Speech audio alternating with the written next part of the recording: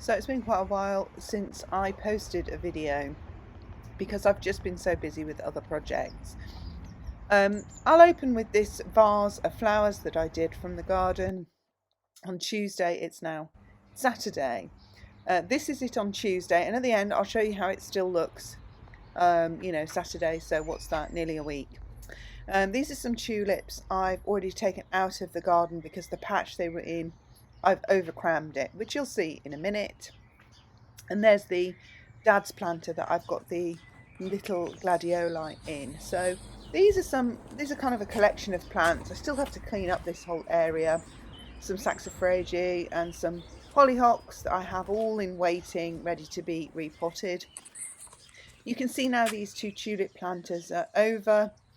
And this one here is also over, and then this one is just starting, weirdly. So they do all come at different times, which is really nice, but I'll plant those other ones up over this weekend with some other summer annuals or something. I have done cosmos in planters before, and these are really beautiful, and I think they're small because they're quite closely packed together. I forget the name of these, but I'll throw it up on the screen. But these are beautiful, and they really fill out and get a lot taller and fatter yet, much more fluffy and much more pink. It seems to have self-seeded or expanded its growth under the ground here. I'm definitely going to be buying more of those. In fact, they were already here. And this is the Edgeworthia, which is now ready to go into leaf. This peony has got, none of my peonies have flower heads on them.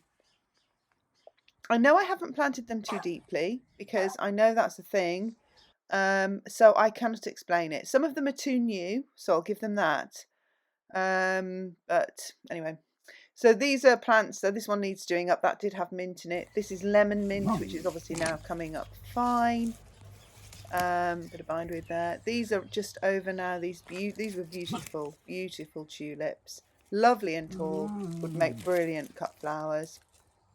Some scabiosa here. Honestly, we've had a cold snap, despite the early heat wave. We've had a cold snap for, I would say, a good 2 to 3 weeks, and everything just seems to have stopped growing. These are some yarrow, and you can see they're just so stunted still. Some gladioli here. Stocks, these were all eaten by slugs or snails, which is unusual in my garden because I have a healthy bird population which likes to eat them, but they got noshed. These grape hyacinth are over, so I will be repotting those up. I have a salvia there in the small thing there. These are columbine, the aquilegia, the granny's bonnet. They self-seed all over my garden. Here we have some there's a little nasturtium there. They are cornflowers, so I'm going to take them out of there because I don't think either of these are doing very well in these pots. I think it's a little bit too shady, especially now the columbine is growing up, the aquilegia. Lots of poppies in here ready to go. I'm still using this winter sowing method, really just to have a little bit more control over the temperature. We had that snow in April, which was really unusual. I've got some parsley in here. So the parsley, and I'm going to do some basil in the bottles because I never get basil. I'm never very successful with it. So I'm going to put it in the bottles, and then also the dogs can't contaminate it.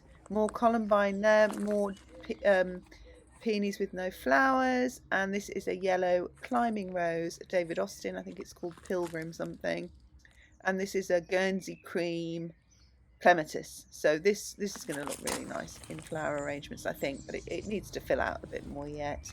It was only £1.79 from Aldi. Can you believe that?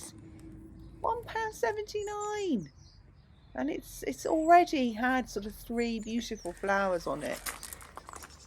So these are the ranunculus. So I'm going to do a more in-depth video on the ranunculus because I have done different ways that I soaked and pre-sprouted and planted them up, and there are varying results, but I hope I get some flowers soon because still there are no flower buds on these. They're filling out nicely, but no flower buds. I had to add extra contraption there because I found the dogs were still jumping in despite being protected with this string.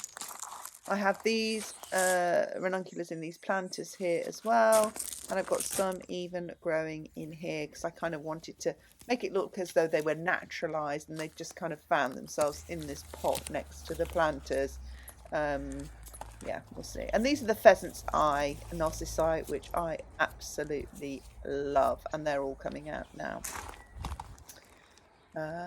And this is right next to the rose hedge, which is behind, because I cut it so hard back to deal with the black spot that it would normally have some pretty heavy ready to go flowers, heads by now, buds.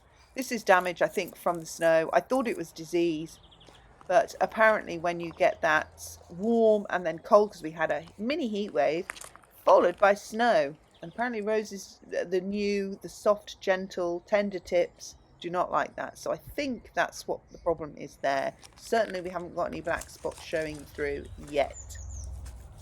So all the roses in the garden are looking great. Here's some in some pots as well. These were actually, I did cuttings of those. Some lavender there. Sweet peas ready to grow up these canes here. And I've done them like this before. These are my sweet peas, actually, the ones from my peas last year. These are Nicotiana, these kind of flat ones, and these kind of lumpy looking leaves are the bells of Ireland. I did not think they were going to come up like that, and I've got some even bigger ones down the garden I'll show you in a minute. So another lavender matching into that little seating area there, and another sweet pea there. In that area, so that they kind of like give some symmetry. Although it's a cottage garden, so I'm not really big on symmetry. It's certainly not a super cultivated garden, but no, I don't mean cultivated. I mean, you know, when it's all primped and you know, ornamental and just really neat. No, it's a cottage garden, so it's not that. You can see the forget-me-nots have self-seeded everywhere. They last great in the vase. This is the tree peony that I planted in a previous video, and I planted some ranunculus underneath there because I had so many. Some more ranunculus here with some cosmos.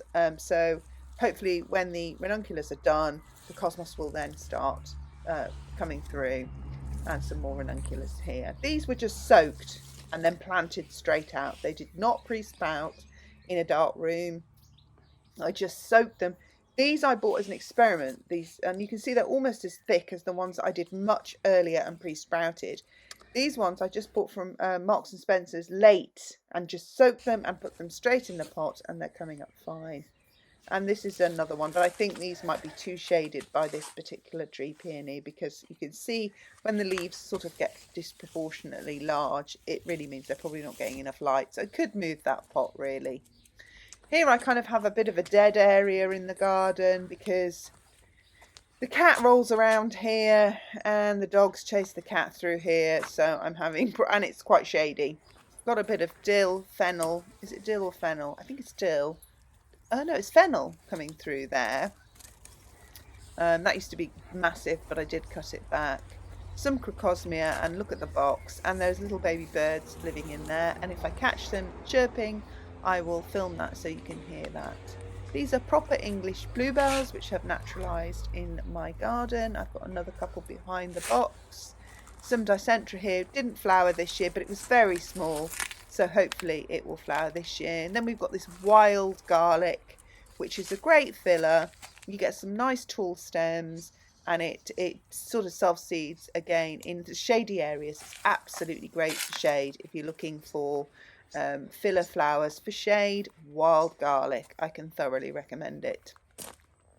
So I have grown these scabious under lights, and I've grown, this is Honesty, that is not going to be ready till next year, so I just started them anyway. Some pretty pathetic lavender. Everything I've done under lights, which is all these I'm showing you now, are really pathetic. So I'm not a big fan of growing things under lights with heat mats. And maybe the lights just aren't very good. I don't know. But I've planted some cosmos out. They're so weak. I don't think they're going to live. The ones I just planted straight out into the pot are much better. These are my dahlias. These are the outdoor ones. They're definitely a lot slower than the ones I've done indoors, which I'll just show you now. Dahlias in here are doing really well. You know, I've no problem. Some are slower than others, obviously, but I have these strange plants growing up in a number of my different pots. I don't know what they are.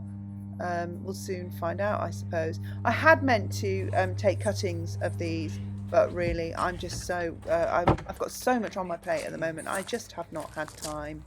So these are some saxifraga that I'm going to plant around kind of the gravel areas because they're kind of low growing, and hopefully they'll spread around and fill up these kind of edges around the pots here and where the gravel, where it meets the gravel. Some more Nicotiana here.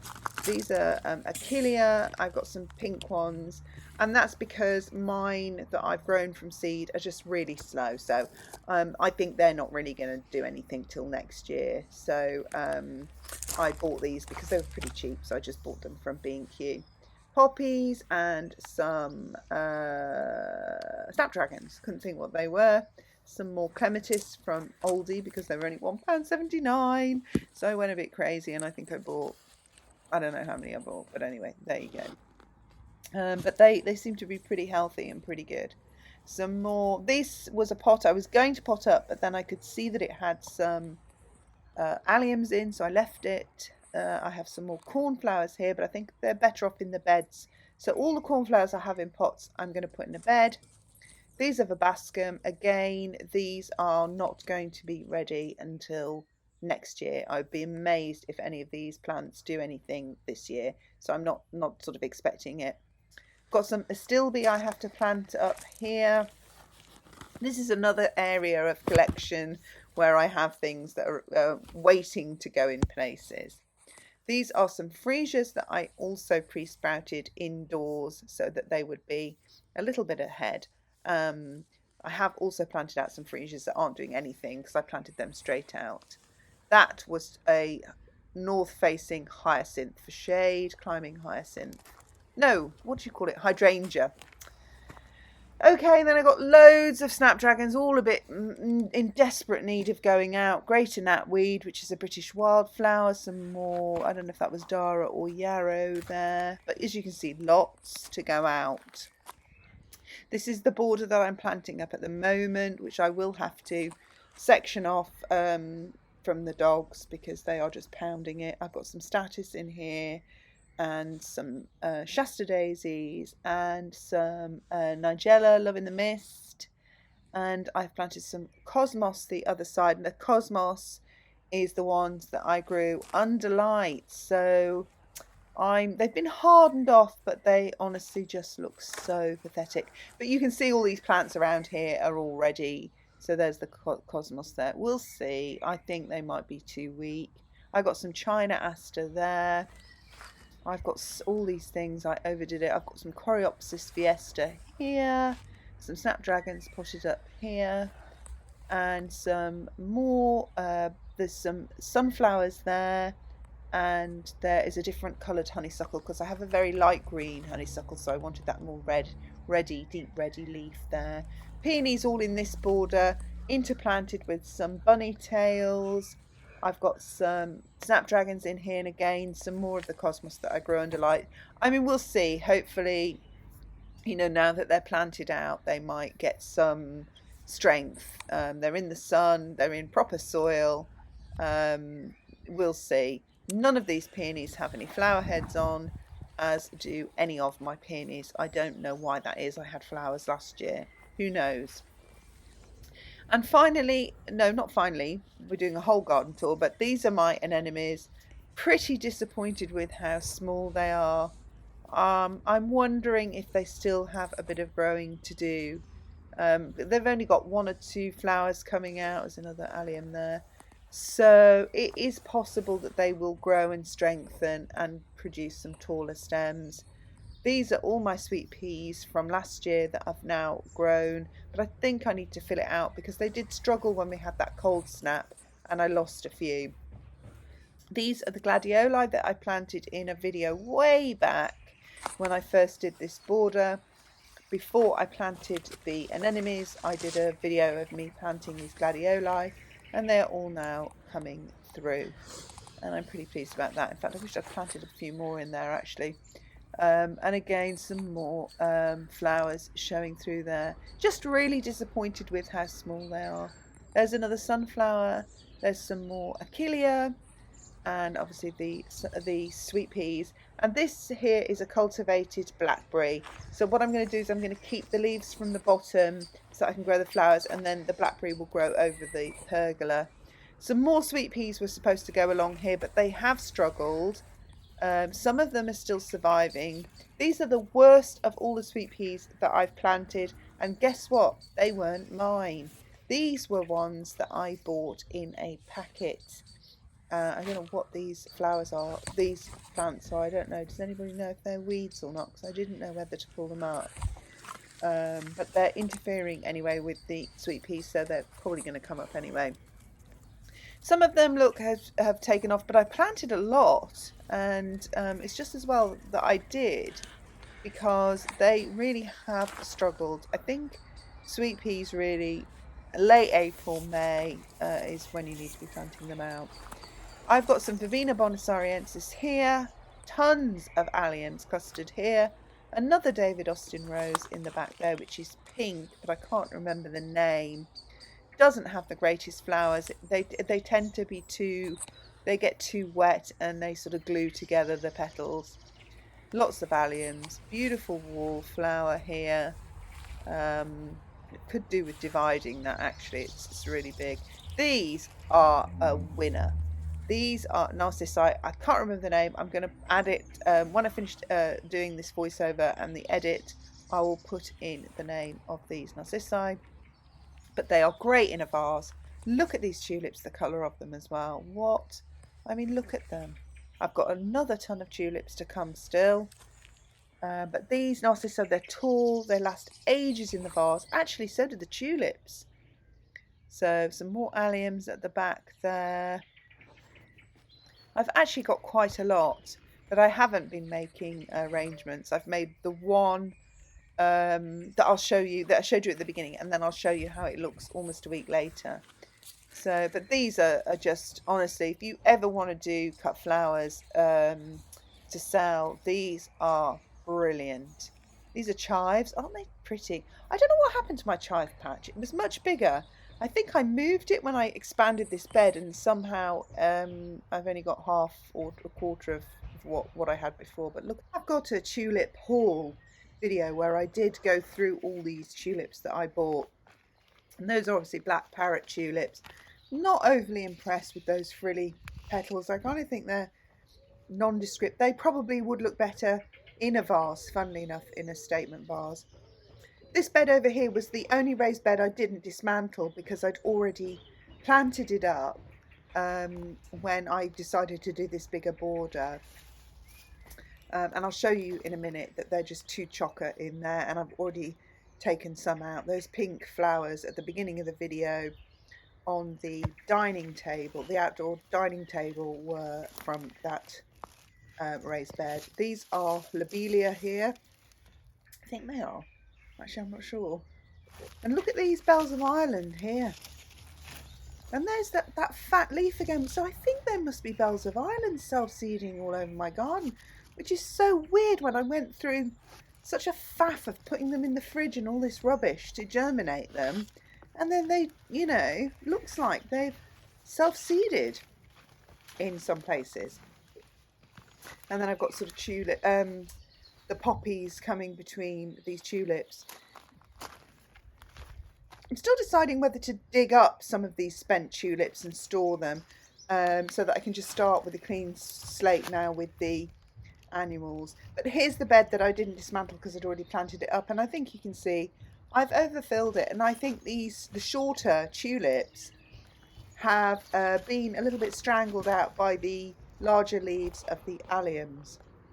I absolutely love these Gerbera roses. Is that what they're called? The viburnum. What are they called? Snowball bush. But I've only got 2 flowers on there, so I'm not sure why. Maybe because it's in a pot. And look at this stellar pink cornus. Absolutely gorgeous flower. kind of more of an autumnal flower looking, really, I think. The spring leaves are beautiful, but I mean, it'll make a lovely filler anyway, I think. It's really gorgeous. I might have to propagate this. I could do with some more of it, really. It doesn't flower every year, but there you are. Hornus, I can't remember to just say its Latin name, but there you are, Stella Pink. Really nice. Dog rose, yeah, really nice. And then up here I have above it, look at them there, they're actually really gorgeous and really pretty. And then up above I have this honeysuckle, which is the lighter green, that's a plum there. Which is the lighter green compared to the new one, which is a darker green, a darker, more bluey green. And then joining the honeysuckle, oh yeah, there's another one of my oldie clematis. I've got the roses. So I've got two roses here. I've got a climber and a rambler. I can't remember which one is which. They're both David Austin as usual, but they're already full of buds. And luckily, no sign of any black spots. So I'm really chuffed about that. And then I also have this cotton wool tree, which the bees and birds love. And as you can see, it's just come into its cotton wool phase now. And funnily enough, I cut this before, when it's a bit like willow catkins, before it turns to cotton wool. And I put it in a previous display, a vase of flowers earlier. And actually within the week, it had actually in the vase, it had turned to cotton wool and blew all over my kitchen. So just beware of that if you do use it as a filler. It's really wonderful for wildlife, so I definitely would recommend you getting one, and it's a great filler. I've actually reseeded some of the grass here where you can see I've worn it out, just doing all this digging and landscaping. And I don't want it all to be gravel, I do want some grass, so I have reseeded it, but there's not much sign of it growing yet. And this is another part of the garden that the cat has worn out. She loves sunbathing and rolling in it. Some nice sage there, which I've cut back, so hopefully that will regrow and with some new growth. That was some oregano there, which I'm going to probably plant here where the cat is. And then you'll get those lovely pink flowers, which the bees love, in about a month's time. And then I've got all this to plant up here. And I forgot to mention those ones in the middle there are, I think they're called Black-Eyed Susan. And then over here is my kind of messy potting up station, which, you know, obviously I'm still working on. I've been so busy doing the landscaping that I haven't really had time to work out quite how I'm going to make this look a bit more beautiful. But some of it just needs to tidy up. I need to start doing some weeding as well, because it's that time of year now where, you know, the weeds are really starting to grow. And in these box bushes are little baby birds, little nests. It's perfect. So if you want to attract more birds into your garden, if you get sort of these tightly knitted, if you've got a hedge or you get these tightly knitted shrubs like the box here, the birds love them because they feel safe inside them, you know, because they're nice and tucked inside. And the compact branches mean that the babies, the fledglings, have these little launching pads, you know, to hop around on. So they're really good. I just have to really guard the cat about this time of year now. Here's some stocks. They're a bit yellow. I've tried to feed them and I've moved them into the sun, but these yellow ones have stayed yellow, so I'm not quite sure why that is. I've got some Shasta daisies here, lots of those need potting up. I've got so many plants that need potting up. Some more snapdragons, some anemones. Honestly, I'm going to do all this tomorrow. I'll probably film some of it, so you can see how I get on. I still need to add some more gravel to this path and neaten that up. But yeah, normally, as I say, I would start getting roses in the next couple of weeks, but I think it's going to be a bit slow, which is a bit sad. Here we are. Here's where the babies, there's definitely some babies in here. And sometimes when you're just sitting on the patio having a nice cup of coffee, they all start calling their parents for worms, and they make a real racket, let me tell you. And if they do it, I will rush out and film it so you can hear them, but I don't want to get too close and scare them off, or scare the parents off. Here's where they make these little sort of you know, they disrupt the roundness of the box where they're going, the mum and dad are going in and out with the food. This actually makes really nice foliage from this tree. I don't know what this tree is, but it has these sort of helicopter seeds, and I've got some little solar lights there. And here is them after being charged through the day. And don't they look sweet? I mean, they cost £3.50 or something.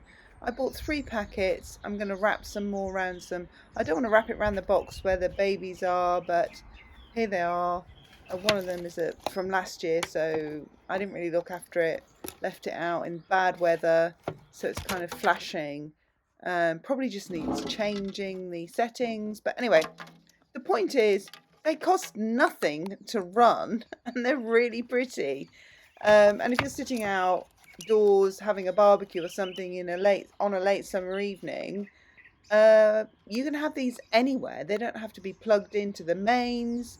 And they're just so cute. I mean, you don't want to read. You can't read a book by them or anything, but you know, you can see they're quite bright. They're so pretty. This was a new one, and the one in the tree is a new one, but the one flashing there was like from last year, so it's obviously got something a little bit wrong with it.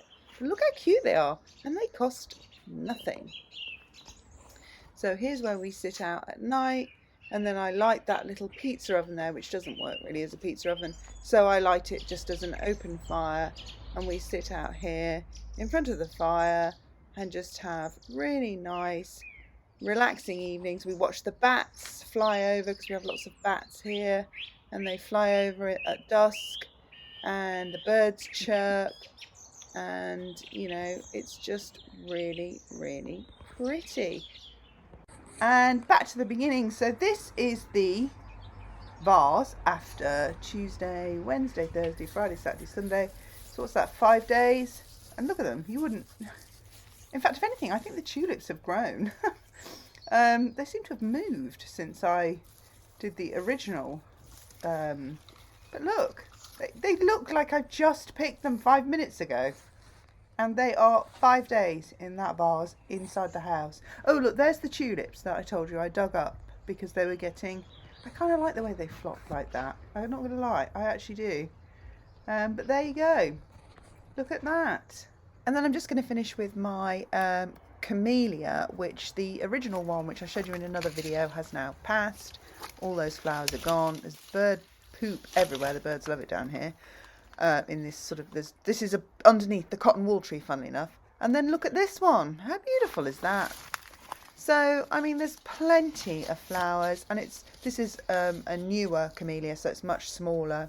But anyway, you know, lots of succession flowering now, so the season is really underway, and I can't wait to do some more videos for you. But that's it for this video, and I'll see you again soon. Thanks for watching. Bye.